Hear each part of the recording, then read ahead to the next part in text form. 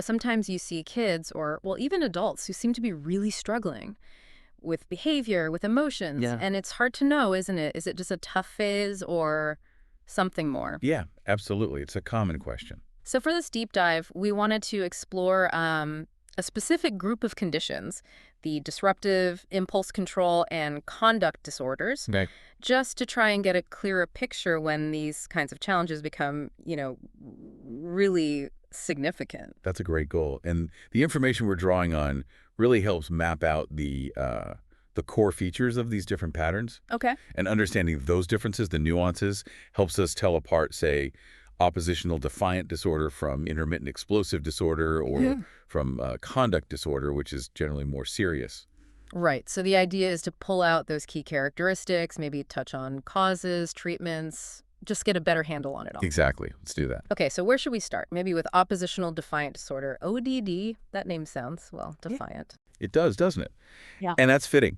The essential thing with ODD is this recurring pattern. It's not just once in a while. A pattern of what specifically? Well, it involves a few things. An angry or irritable mood that seems pretty constant. Okay. Then there's argumentative or defiant behavior. Yeah, And sometimes even vindictiveness, being spiteful. got it. And it has to be consistent, you said. Yes, that's key. The criteria mention needing at least 4 specific symptoms. 4. Like what? Things like often losing their temper, Okay. frequently arguing, especially with authority figures, parents, teachers, Yeah. actively defying or refusing requests or rules, deliberately annoying others, Wow, okay. and also often blaming others for their own mistakes or misbehavior. That sounds challenging for everyone involved. Definitely. And these symptoms need to show up for at least 6 months. 6 months. And importantly, they need to be happening with someone who isn't a sibling, at least some of the time. Oh, interesting. So it's not just normal sibling squabbles. Exactly. That helps differentiate it. And the crucial part is the impact. Right. It has to cause real distress, either for the individual themselves or for people in their immediate social circle, family, friends, school. Yeah. It significantly impairs how they function. So it's more than just being a difficult kid. It's a persistent pattern causing real problems. Precisely. It goes beyond typical boundary testing. Okay. Yeah. That clarifies ODD a bit. Yeah. Now, what about intermittent explosive disorder, IED? The name sounds pretty dramatic. It does, and it captures the core idea. Recurrent outbursts. Behavioral outbursts that show a real failure to control aggressive impulses. So sudden explosions of anger. Kind of, yeah. But the sources describe a couple of ways this can look. Okay. It could be frequent, less severe aggression, like verbal aggression, shouting, arguments, or minor physical aggression that doesn't cause injury or damage. How frequent? On average, maybe twice a week for about 3 months. Okay. Or is there another way it shows up? Yes.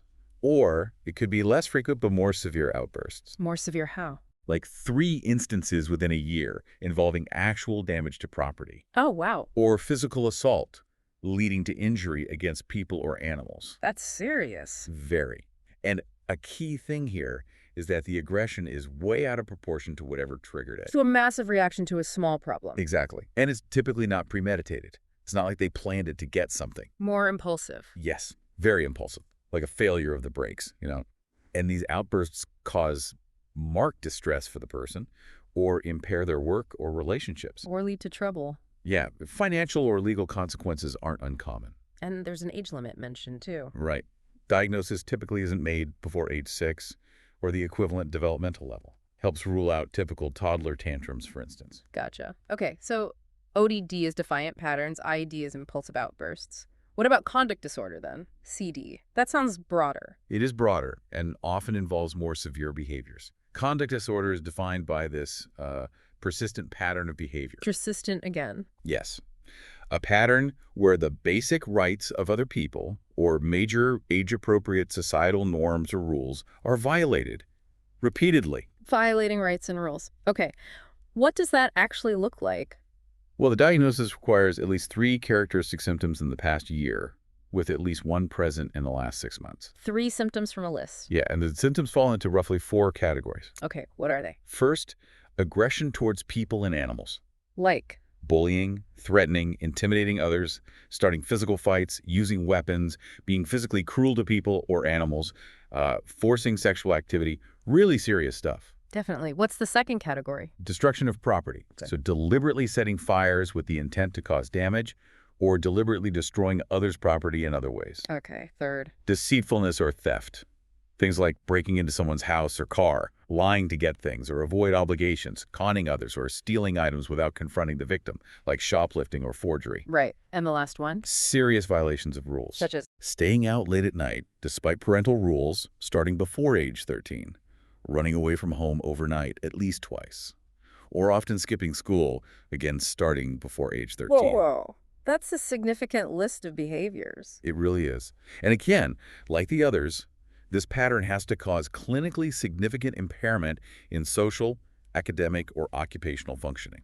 Makes sense. It sounds like it would. Absolutely. Yeah. And there's an important note about age and another diagnosis. What's that? Conduct disorder isn't diagnosed in someone over 18 if they actually meet the criteria for antisocial personality disorder. Ah, okay. So there's a potential link there, maybe developmentally. It suggests that, yes, conduct disorder in childhood or adolescence can sometimes be a precursor. The sources also mentioned something about gender differences. He did.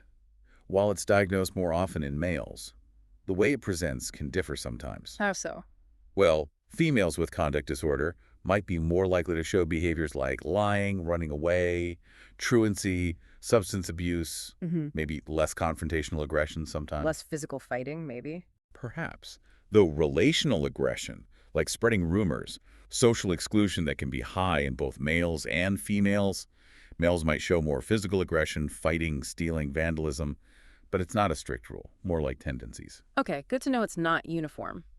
Now, what about these specifiers mentioned, like age of onset? Right, specifiers add detail. They help refine the diagnosis. The age of onset is a big one. Childhood versus adolescence. Exactly. Childhood onset means at least one symptom showed up before age 10. Okay. Adolescent onset means no symptoms before age 10.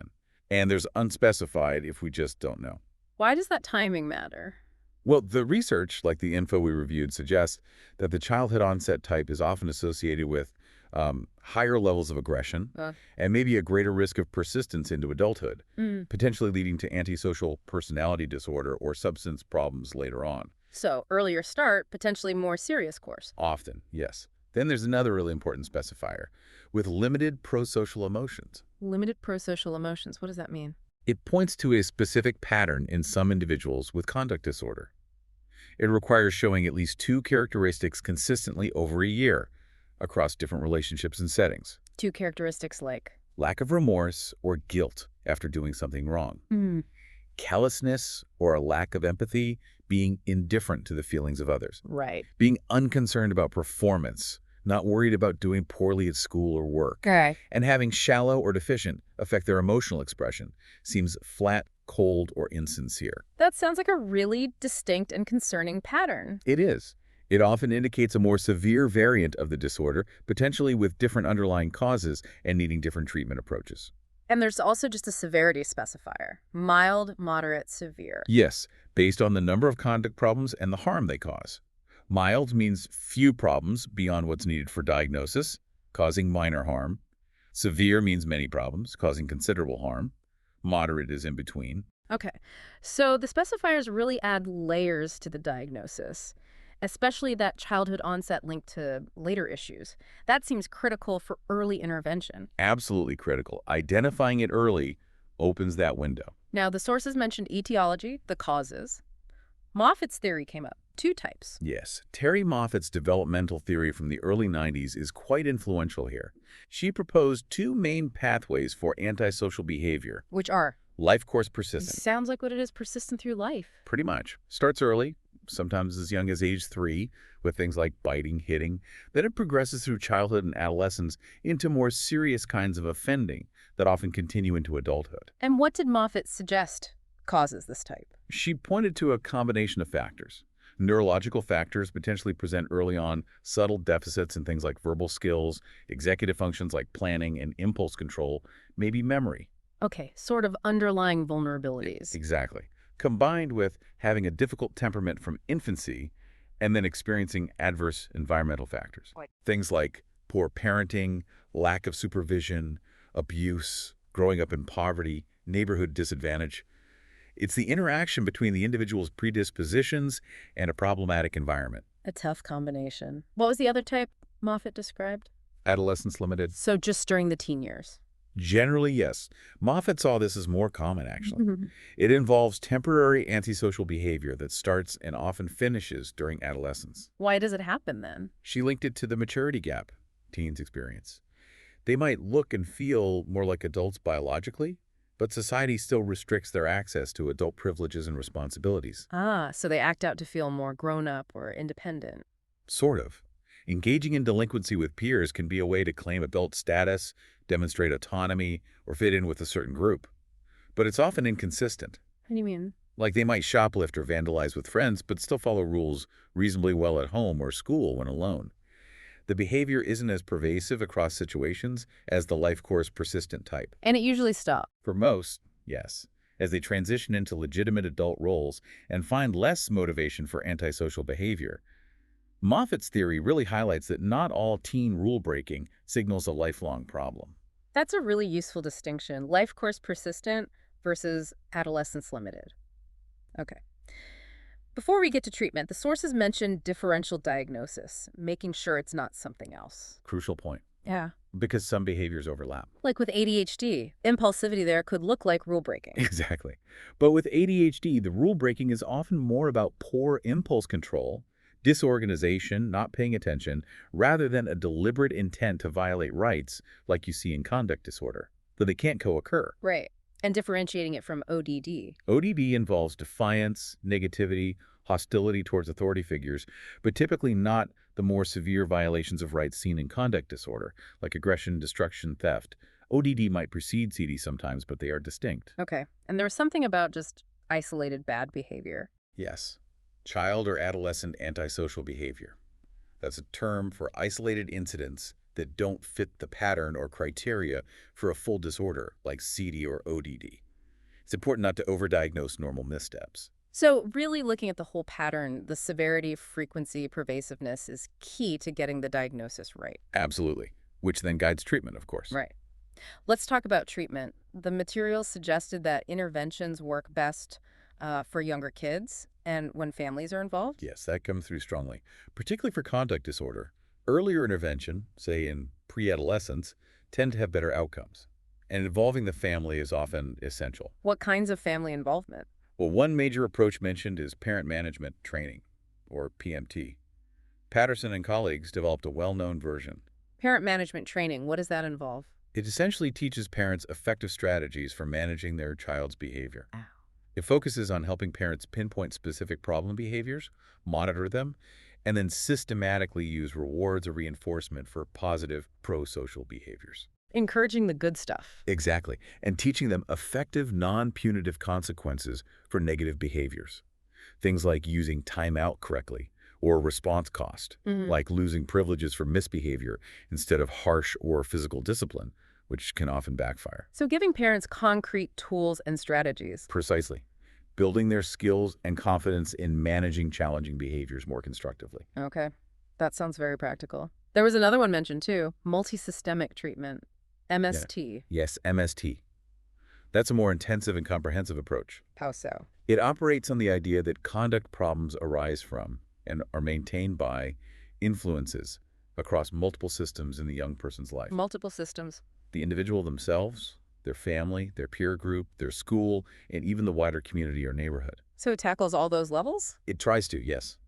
MST teams work intensively with the young person and their family, often in their home, school, and community settings. What kind of strategies do they use? It's an integrated approach. It combines elements of behavioral therapy, cognitive behavioral therapy, family systems therapy, and practical case management. To address all those different influences. Right. Addressing family communication and discipline, improving school performance, helping the young person connect with pro-social peers and activities, accessing community resources.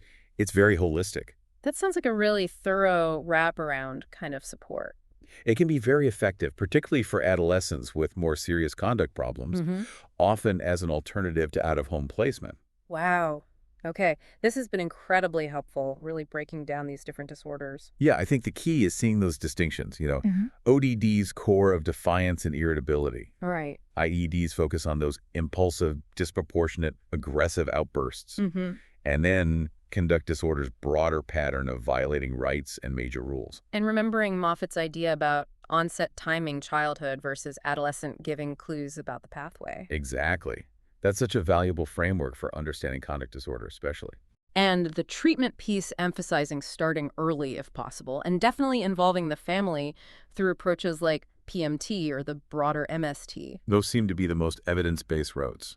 So wrapping this up, it kind of leaves me thinking. We've talked about these clear diagnostic categories, but behavior exists on a spectrum, right? Absolutely. So it makes you wonder, what are maybe some of the quieter signs, the less obvious things in everyday life, even if they don't meet full criteria that might suggest someone, a child or even an adult, is struggling in these areas? Signals that maybe warrant a bit more attention or maybe reaching out for some support? That's a really thoughtful question to end on.